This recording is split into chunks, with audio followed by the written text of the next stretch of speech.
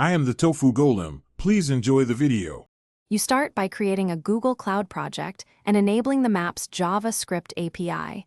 This gives you control and usage tracking. Next, set up billing so the API runs reliably and generate an API key. Once you have the key, restrict it to your website domain to prevent unauthorized use. This protects your quota and costs. Make sure to copy the key into a secure place, because you'll paste it directly into your site's HTML in the next step.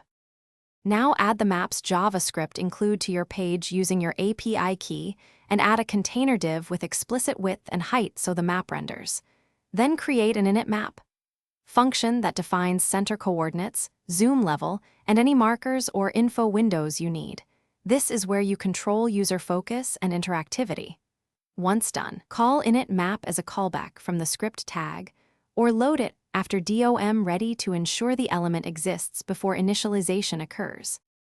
Finish by adding desired features like custom markers, directions, or geocoding. These extend functionality and improve UX. Make sure to optimize. Lazy load the Maps script on demand, minify your JavaScript, and configure usage quotas to avoid surprises. Deploy to your production domain and test thoroughly in multiple browsers and devices.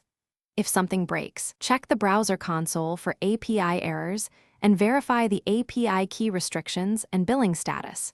Fixing those resolves most issues quickly. Thanks for watching. Consider subscribing if we helped you today.